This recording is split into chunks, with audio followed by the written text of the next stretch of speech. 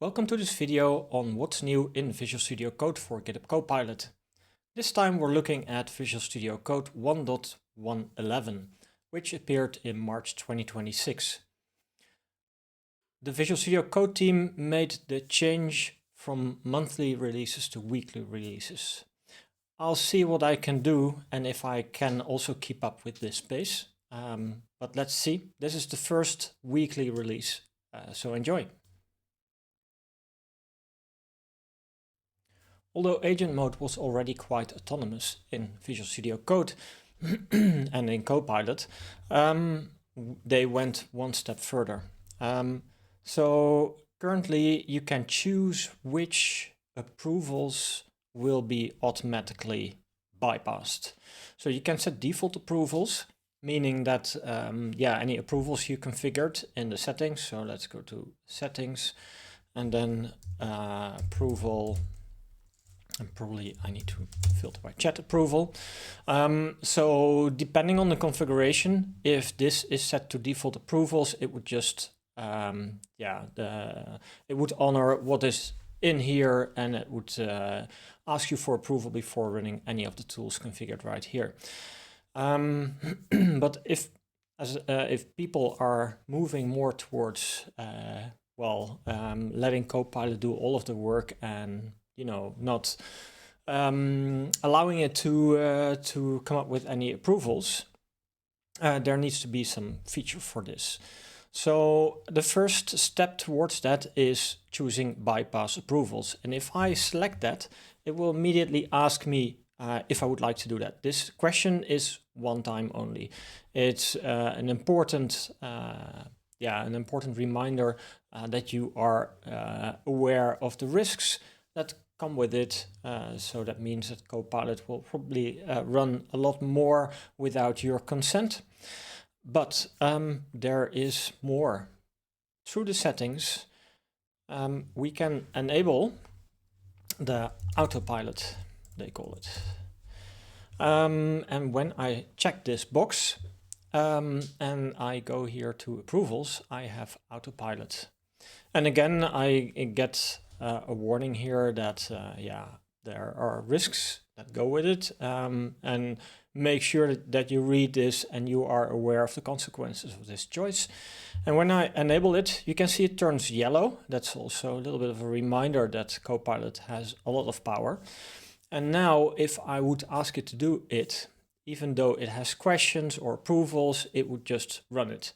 Another way of enabling this is with a / command. There are /autopilot, typos, autopilot, autoapprove. That's one, and you can disable autoapprove. And for people that want to use this, you probably know this, YOLO.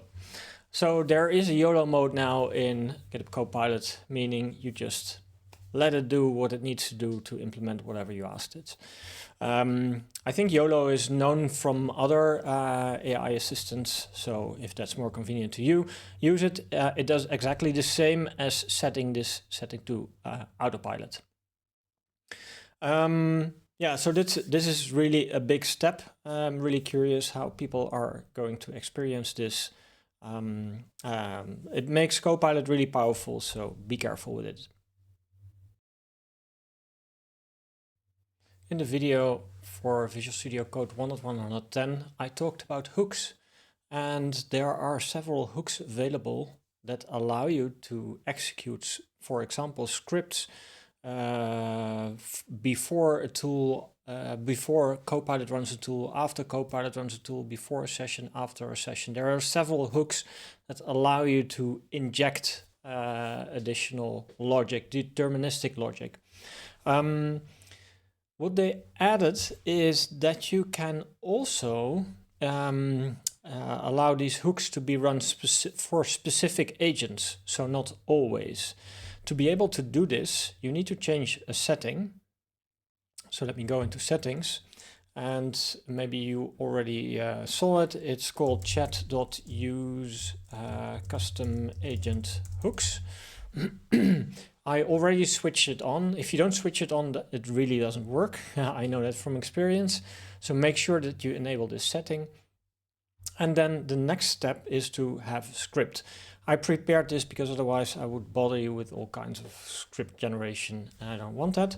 So I created a very simple audit tool PowerShell script that takes the input from the hook. So there's a default input that is a JSON, a very simple JSON key value library. And as you can see, it has timestamp, the current working directory, session, hook event name, and transcript path. So this code is all there to get that from the input. And then I output all of the data to an audit log file in my temp directory. So just to show you, my temp directory is empty now. Yeah, in the meanwhile, I will start configuring this. Or start configuring and show you how I configured this. So I configured an agent. I called it the nitpicker agent, and it will review your code for language-related matters.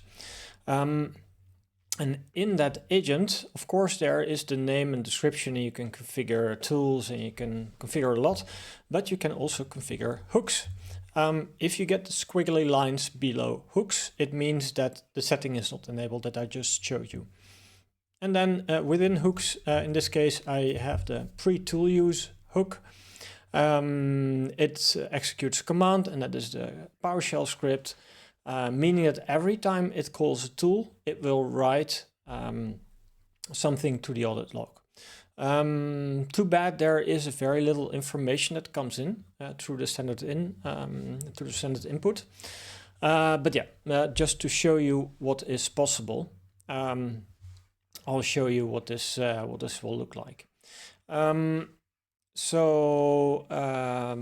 let's go there and yeah, let's ask it to do something so you can see what happens. Close the file. I will open up our controller, flights controller, because probably that contains some language issues. And then I ask it to review this file. So now the nitpicker starts to work.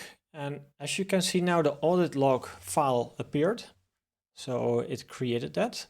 It's using the read tool to read through the entire file and to come up with spelling and grammar mistakes. So the tool is empty, it's finished now, and let me open up the text file. And as you can see, it contains a piping separated list of items that happened with a timestamp and the current working directory and some other stuff. So as you can see, some of the data is even empty. But yeah, this shows you what you can do, and of course the possibilities are are really big. I mean, you could run linters, or you could do verification or an audit log, just like I did. But yeah, keep in mind you need for this you need a custom agent to configure this, and for the regular hooks that you can configure them through here, and then hooks. Those apply to all agents. So if you'd rather have them apply to all agents, then choose this one, and otherwise configure it in your agent, and don't forget to edit the setting to enable this. In the previous version of Visual Studio Code, the version 1.110, the chat debug panel was introduced. So that's, or the agent debug panel, I must say. So it's a great way of seeing what happens, which tools are called, what about context, etc.